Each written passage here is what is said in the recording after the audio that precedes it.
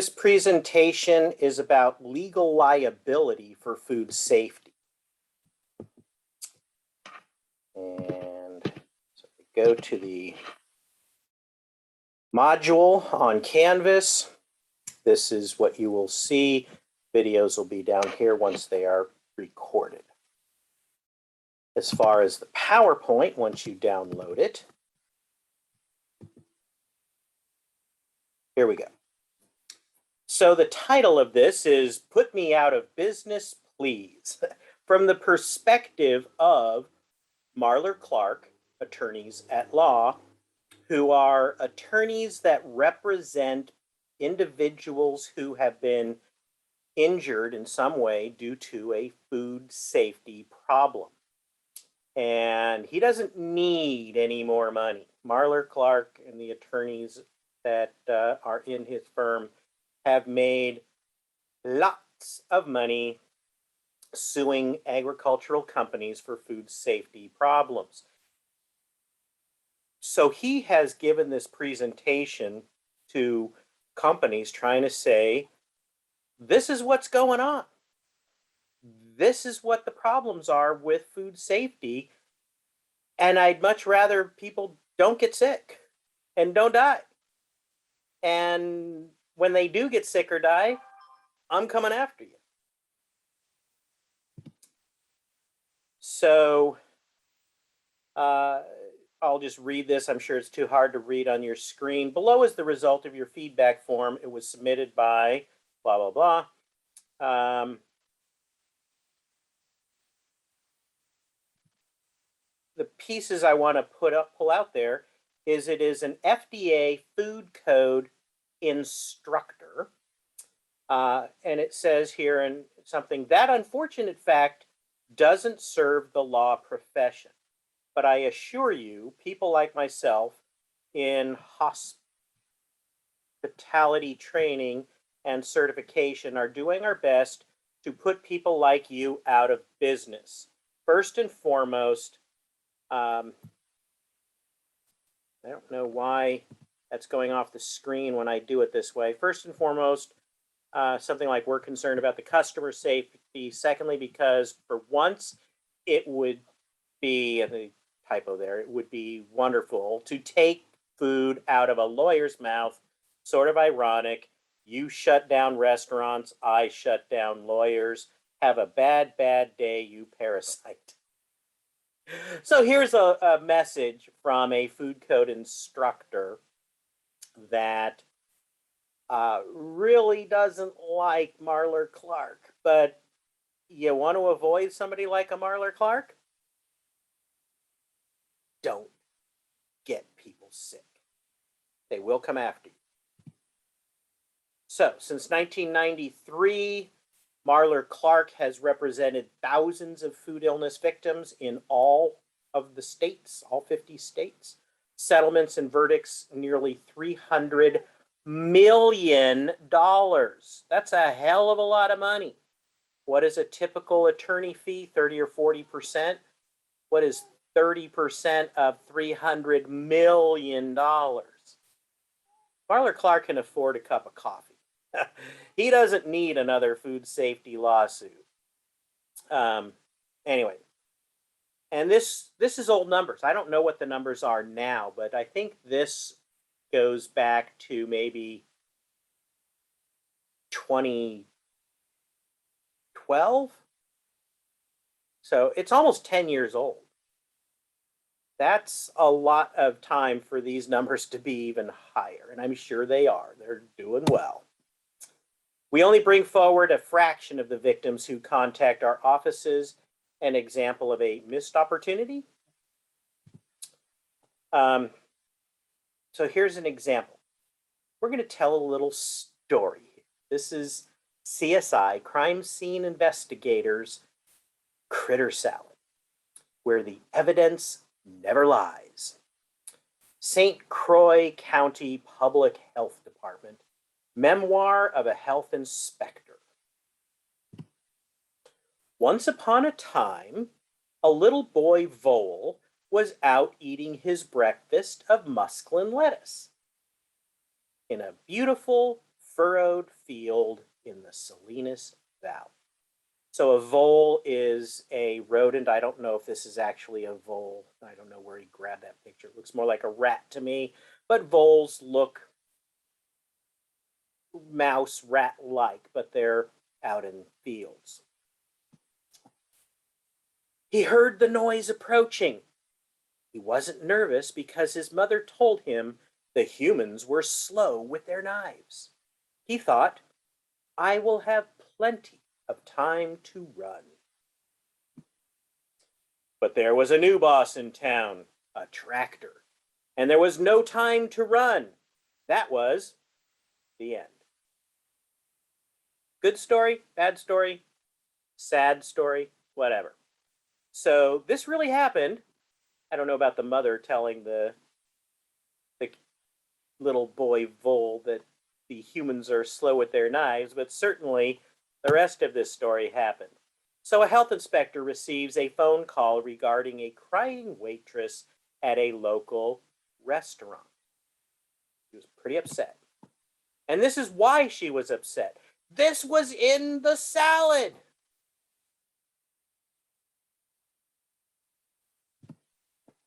So what does the lab report say when the investigators looked at what was going on in this poor restaurant? The mouse that was reported is not a mouse, it's a male vole.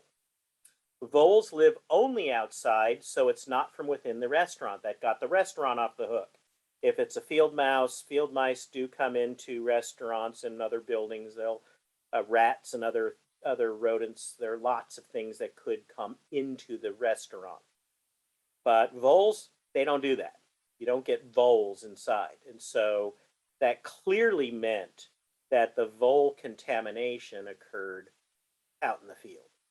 The vole had died a violent death. It had lacerations or cuts on its face and its body, broken ribs. The cause of death was chest trauma and pulmonary collapse. In other words, it got cut and squished as it went through the mechanized harvest machine. The vole was soaked with oil and dressing.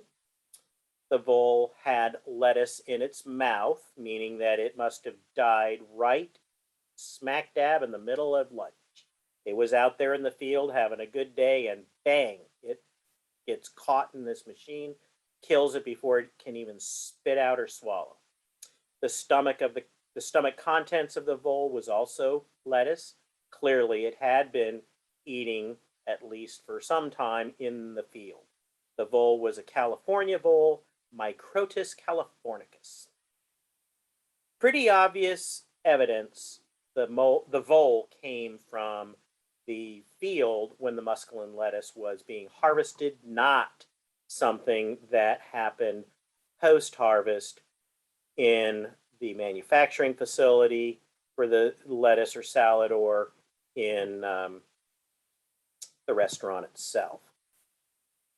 So lettuce and spinach are very high up there in terms of outbreaks. Again, this is just some sampling in about a 15-year period, maybe at the most, probably more like 12-year period, maybe. No, wait.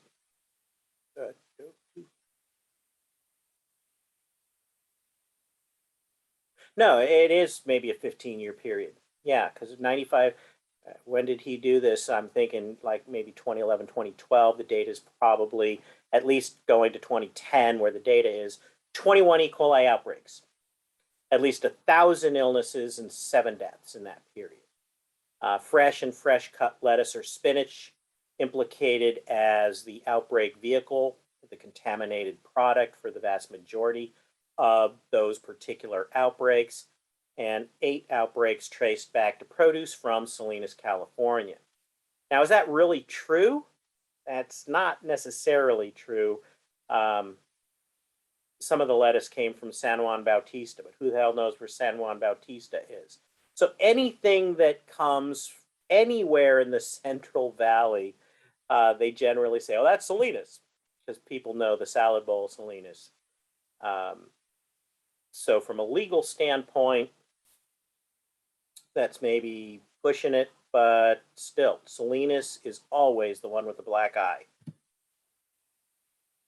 So there's some things, I don't need to go through them one at a time, but here's a dance camp and a restaurant where we had a total of 90 people, and one of the people here had lifelong kidney damage. The problem with a lot of the food safety issues is a combination of a number of things. First, there's the development of E. coli 0157H7, a particular strain of E. coli that is especially dangerous. We have E. coli in our stomachs, it's normal, it's healthy, we need it, we get along with it, great. But if we get the wrong E. coli in our system isn't adapted to it, we might get vomiting, diarrhea, other problems. Usually our body adjusts. But there are some strains of E. coli, some that have been very uncommon, but now 0157H7 is exceedingly more common, and it's deadly. It has a byproduct chemical that it produces that our kidneys can't process properly. It kills kidney cells and causes this HUS disease, which can kill the person, force them to get a kidney transplant, all kinds of horrible damages. So that's one thing. We've got these not necessarily new strains, but strains of E. coli that have become more prevalent, more common in human environment, and we're interacting with these more and more. In the old days, you get sick, you got diarrhea for a few days. Oh well. It's not something that gets necessarily reported. It doesn't make the news. Salinas man has diarrhea, not news. Washington dance school child permanently damaged by salad or dies, that's news. And that brings in the second change, and that's the media itself. We have social media like Facebook, etc. We have a news media that is very different than it used to be. So food safety has become an issue that tugs at the heartstrings of the American public, and news media recognize that. Good news rarely sells advertising space. It's the bad news, the scary news, the fear factor stuff that sells advertising. So news media gives us these bad news things, and they've learned that food safety is a topic that really sells. And we can explode that because of other social media, Twitter, Facebook, etc. And so the last piece of the puzzle to make it a real story is epidemiology, the science of studying the transmission and spread of different diseases. And it's not just the science of epidemiology, but also the traceback ability, where we know where our foods maybe came from, and you put that all together, and now we can figure out what really happened. Back in the old days, go back to the 90s and before, 50 people get sick, and all you have is 50 minor stories that nobody really puts the pieces together. 7 people die, they're all 7 separate incidents. Unless they all ate at the same restaurant, it's really hard to link them together, and they rarely would be linked together unless it all happened at a single restaurant, a single wedding event or something like that.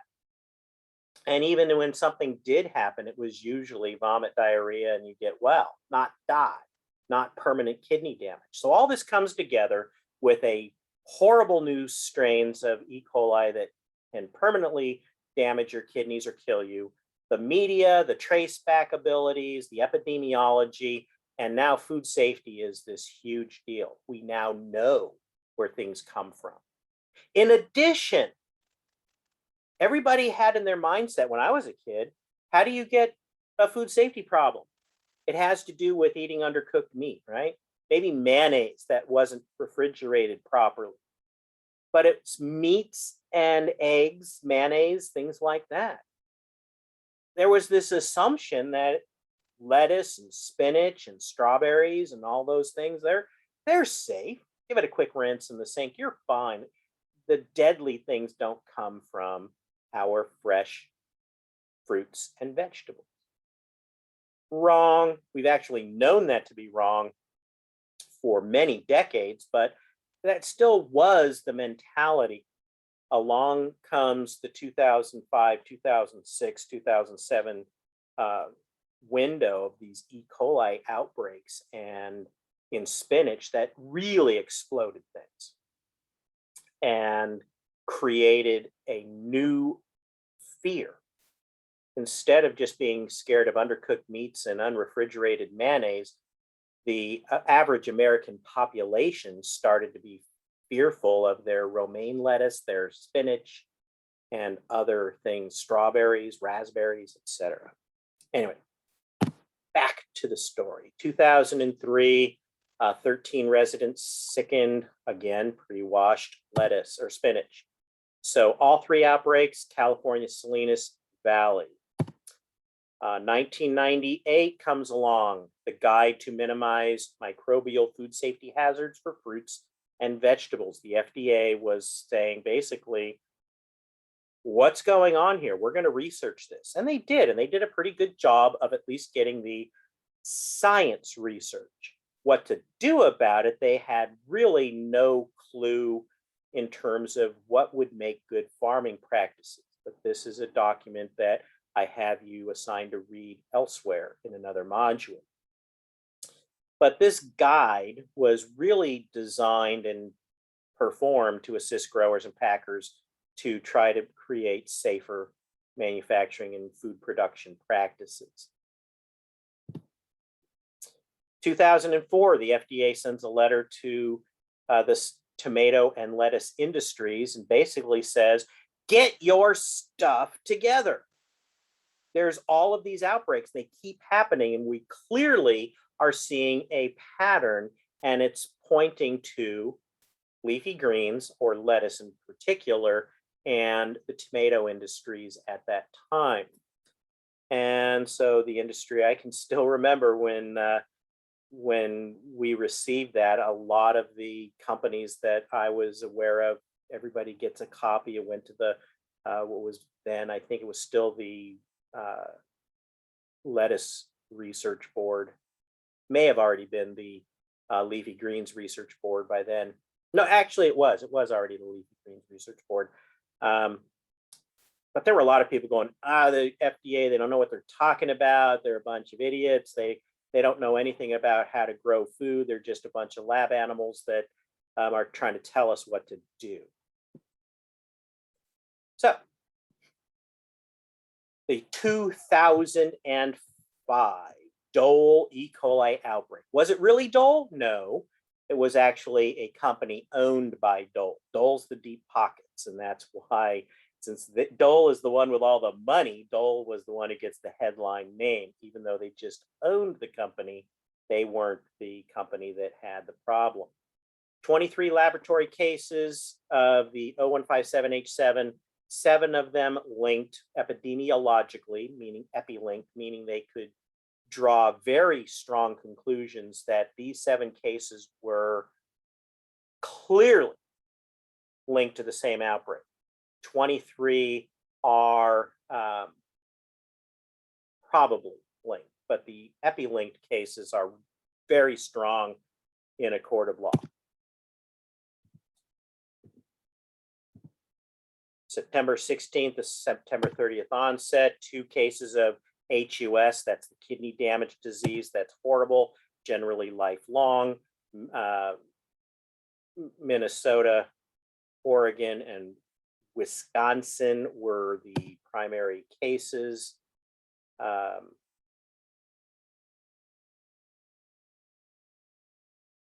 Statistically associated with eating Dole prepackaged lettuce And then they finally got the smoking gun when they found it in the bag. So first was the statistics that said, we think, and all the evidence looks pretty damn promising, that this is linked to the Dole lettuce. And when they found it in the bag, there's the Mo1757.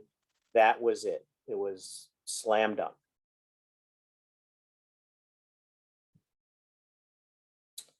So I'm going to take a quick pause here.